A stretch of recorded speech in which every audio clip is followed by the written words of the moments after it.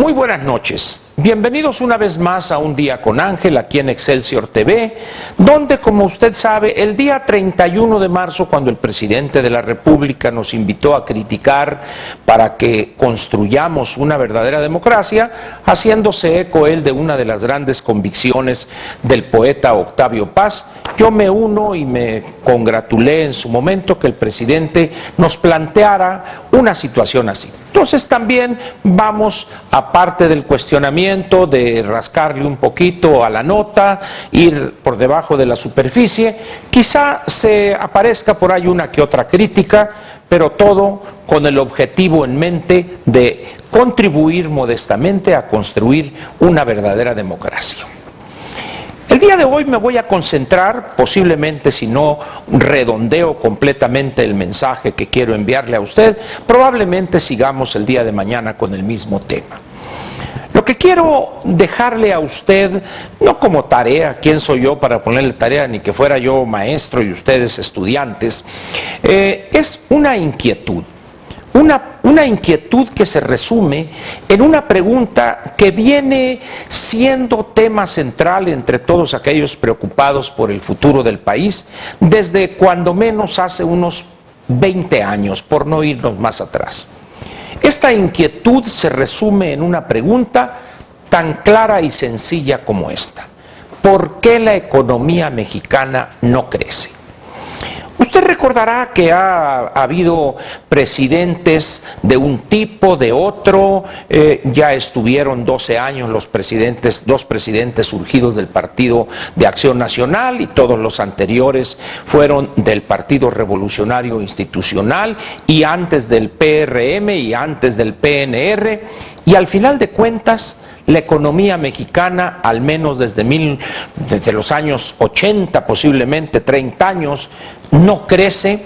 Alguien dirá, bueno, es que sí crecemos, pero tantito. No. Cuando hemos visto en estos últimos 25, 30 años crecimientos sostenidos de la economía china, niveles de 10, 11% por periodos prolongados, la India casi niveles del 10%, 9% también por periodos no cortos, y en América Latina recientemente el Perú con niveles de 5 o 6%, prácticamente un quinquenio. Y entonces uno se voltea hacia el interior del país y dice, ¿por qué México no crece? Se han buscado muchísimas explicaciones. Una de ellas es la ignorancia de nuestros legisladores, el desconocimiento que tienen de las causales del crecimiento económico en los países, en las nuevas condiciones de apertura económica y globalidad e interdependencia.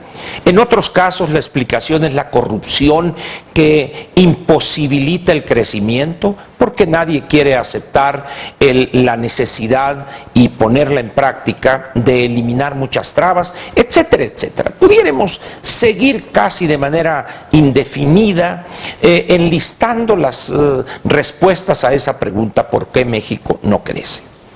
Más recientemente, quizá en los últimos 10 años, la maestra Elbester Gordillo Morales, poco después de que fue defenestrada en Cámara de Diputados por compañeros de su misma fracción, de la fracción priista en aquel entonces en San Lázaro, escribió un libro, o alguien redactó un libro para que los malquerientes de la maestra no me vayan a echar el caballo encima, pero ella lo firmó, un libro interesante que yo le recomiendo a usted que lo busque, todavía debe de ser una rareza bibliográfica, pero vale la pena leerlo.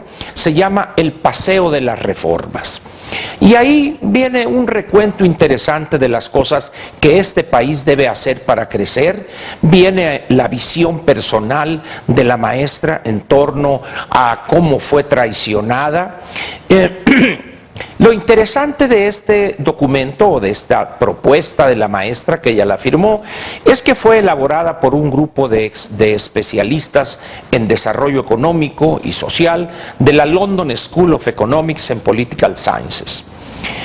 El fines del 2011, siendo todavía precandidato o al menos aspirando a ser candidato a la presidencia de la República, el hoy presidente Enrique Peña Nieto dio a conocer un libro muy similar incluso en presentación y tamaño al que firmó la maestra, que se llama Por un Estado Eficaz. Hay muchísimas coincidencias entre lo planteado en lo que propuso la maestra y lo que viene en este libro, en esta propuesta del hoy presidente Enrique Peña Nieto. Nada más que hay una diferencia importante. Si bien los especialistas del que firmó la maestra fueron de la London School of Economics, en el caso de este documento firmado por el presidente Peña Nieto, la participación de gran parte de él, o la redacción, si usted quiere, de capítulos enteros, se debió a especialistas de la OSD.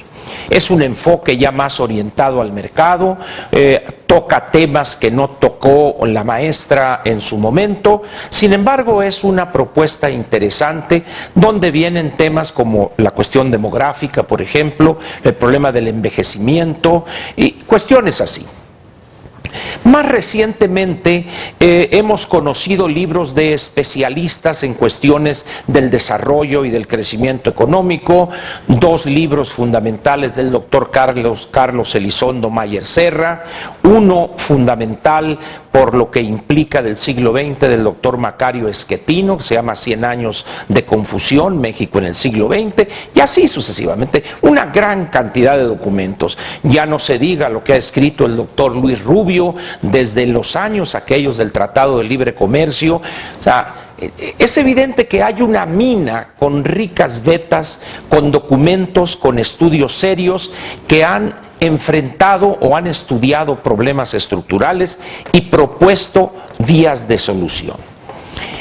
Últimamente, la OSD, este organismo multilateral que preside en calidad de secretario general el mexicano doctor José Ángel Gurría, estrechó las relaciones, pienso yo, es una opinión personal, desde la época de gobernador del Estado de México, con el licenciado Enrique Peña Nieto, y grupos de especialistas de esta organización han trabajado analizando problemas específicos de la economía y de la política mexicana, es más, diría, del país en general. Han elaborado documentos específicos con un conjunto de reformas a concretar, a realizar, y muy recientemente, ahora a principios de este mes de enero, con motivo de la reunión del Foro Económico Mundial en Davos, ahí se firmó un convenio donde estuvo el doctor José Ángel Gurría, el presidente de la República y el doctor Luis Videgaray Caso. Por esto se lo comento a usted para que vea que en lo que se refiere a los problemas del país, la literatura es vasta, no es escasa, y mucha de esa literatura tiene planteamientos sólidos en cuanto al problema, sus causas y la proposición de políticas públicas. Sin embargo, nos sorprende, en particular a mí, ver el comunicado de prensa 034-2014 de la Secretaría de Hacienda, fechado el 9 de abril del 2014, donde nos dan a conocer la visita al Instituto Tecnológico de Massachusetts, conocido popularmente como el MIT, en inglés, sus siglas, Massachusetts Institute of Technology, donde realizó una visita de trabajo el doctor Videgaray, y se habla ahí para una colaboración entre el gobierno federal, el gobierno de México, con esta institución. Se dice que va a ser para el diseño, desarrollo y evaluación de políticas públicas que promuevan el desarrollo tecnológico y la innovación. Y luego dice, leo textualmente para evitar cometer algún error o generar alguna confusión, dice el comunicado: las áreas de colaboración en las que se trabajará de manera conjunta con el MIT están relacionadas con la innovación aplicada y su vinculación con la industria y el emprendimiento, con la eficiencia energética y la sustentabilidad ambiental, con la evaluación de programas sociales y productivos para la atención de la pobreza y con la mejora en la gestión de los sistemas de salud y la investigación biomédica.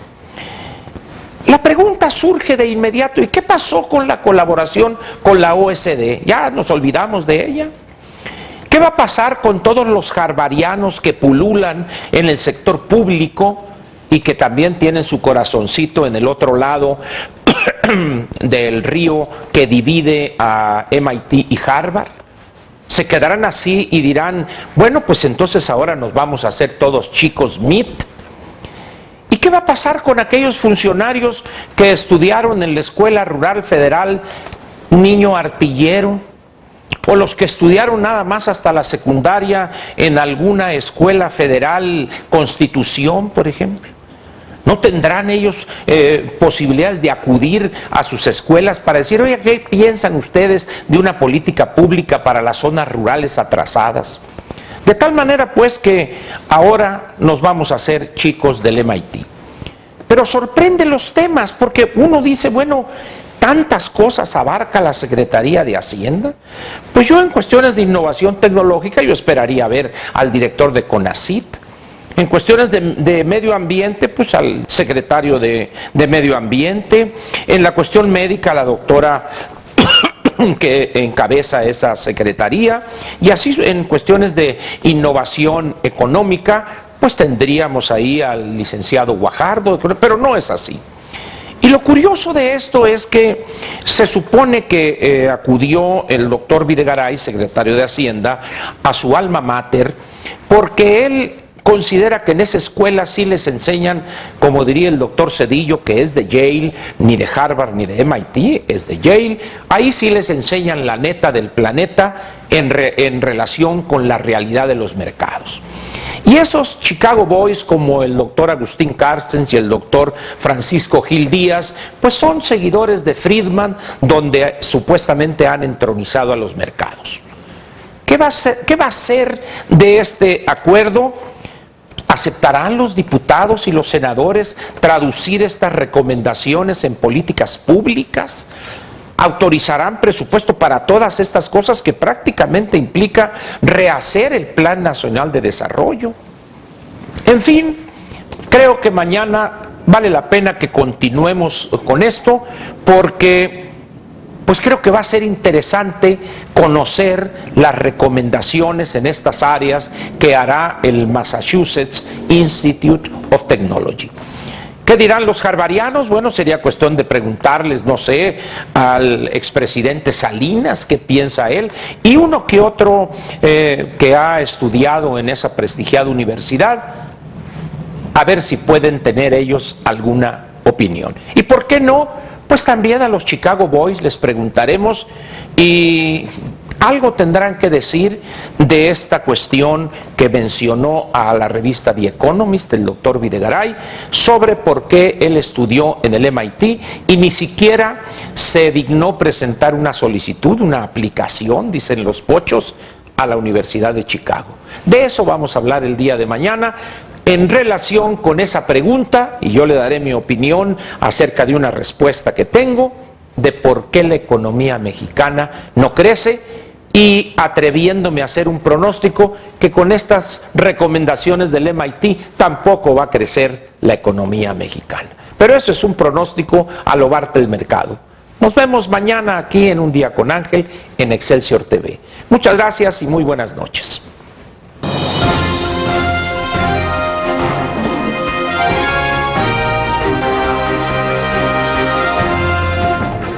Te invitamos a seguir cuestionando la información con los siguientes videos.